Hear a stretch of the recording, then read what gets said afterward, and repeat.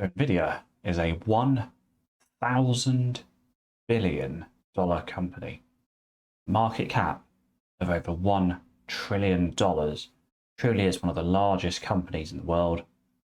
The objective today is to discover, as general guidance only and not investment advice, whether nVidia be a suitable investment for a quality stock portfolio.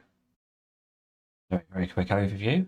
Founded in 1993, so for a technology company, reasonably old, and you can see on screen there the various uses for all of their products.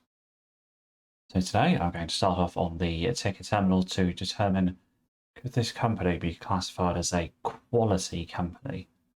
And I'm going to look at three key measures to determine that. First, most important, is the return on capital.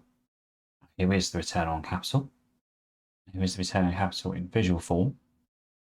The long-term average is around about 20%. That does make it a good quality company. It has dropped off recently. We're at 16%. We were looking at over 30% several years ago, which would be an outstanding return on capital rate. Next up is the gross margin. That's the pricing power. We can see here that gross margin been pretty steady. In fact, generally speaking, over time, it's been edging up. And we look at a long-term average of around about 60%, which is a good gross margin rate. And how profitable is the operation? Well, here is the operating profit. We can see that the long-term average here is around about 25%. And most of the last 5 or 6 periods, that gross margin has been above, that operating margin, rather, has been above 20%.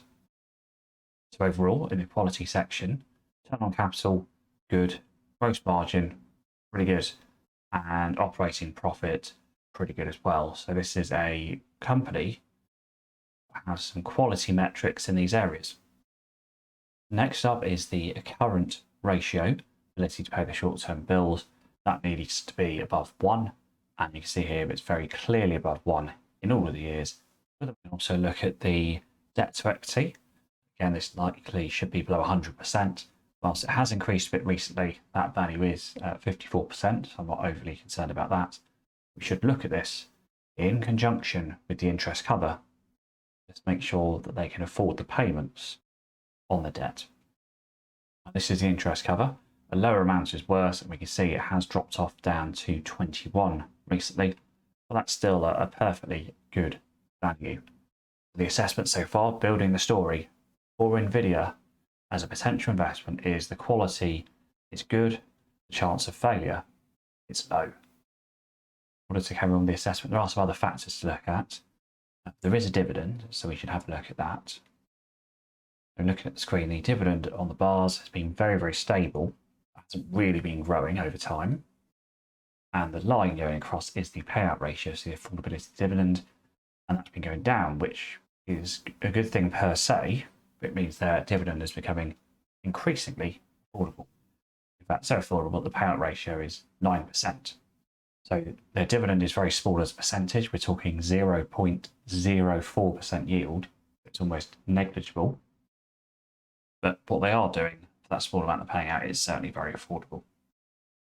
Now, because they've got a good return on capital and it's an industry that's growing in demand, they're growing, it makes sense that they're not putting more money towards the dividend, because they can better use that money to reinvest into themselves, develop the new products, and to grow the company. In order to calculate the valuation, therefore the potential return, we need to look at future growth. Now, Simply Wall Street here has got a value of approximately 31% future earnings growth rate. If we go over to Yahoo Finance, they're looking at 21% per year for the next 5 years.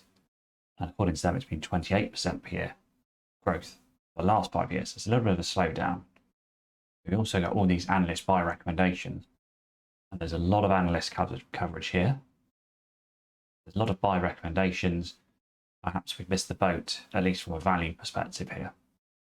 So taking the 21% and the 31%, I'm going to use 25% as the projected future growth rate of the earnings. When you look at the free cash flow the owner's earnings, as Warren Buffett calls it, see how that free cash flow has been growing very, very rapidly over time. So a little bit of a dip off the last result, still a very large value. Now, if we take the most recent free cash flow value, the trailing 12 months around about 5 billion, and that's the market cap of over 1,000 billion, we are looking at a very, very low free cash flow yield, around about 0.5%. Ideally, from a valuation perspective, that would be about 10 times better, so 5% or more for it to be considered a potential investment, at least for my portfolio. Terry Smith's rules on Fundsmith will identify quality companies using some of the metrics we've looked at. If you want to learn more about that, there'll be a link at the end of the video. Free cash flow yield is used in the sense that he says do not overpay for quality companies. So he doesn't necessarily suggest you have to buy them cheaply, because by having a large return on capital, that eliminates the need to buy cheaply if you hold them for a long time. But he does say don't overpay. And free cash flow yield of 0.5% is way worse than the market. That to me feels like overpaying. I think the very highest return, in my estimation, that you could get for investing in this company at this valuation is maybe, if you're lucky, over 10 years, 5.5% per year. However, I think it's more likely, actually, at this price, over a long period of time, you might well lose money because the multiples the company's trading at are incredibly high. For those of you who look at the PE ratio, we look at 231 and a 4 PE of 58 on a $1 trillion company. Now, the owner's earnings, say, aren't actually that high. Free cash flow, trailing 12 months, 5 billion. So that certainly could grow considerably. But to me at the moment, it just feels a little bit expensive. In fact, not a little bit expensive, very expensive. So my target price, investing in this company, would be somewhere in the region of $74 per share, which we're a long way away from. Now, that's not to say you can't make money, because if we look at what's happened in the last 5 years, if we go back 5 years, it was $63 a share, went down to 33. So if someone had invested Christmas 2018 in the low 30s, you're now at 443. You're sitting on a gold mine. And during the virus situation, it went from 72 down to 50, all the way up to 330, and all the way back down to 112. And this was October 2022. And absolutely shot up to 443. So although $74, $75 a share sounds fanciful, it was 112 less than a year ago. And it was in the 70 range 3 years ago. So for me, on my shortlist to buy, not buying because I'll be overpaying. But that's just my view. I'd love to hear what your view is.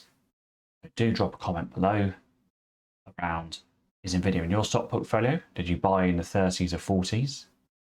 Or indeed, would you be comfortable buying at the price today? So thank you for watching.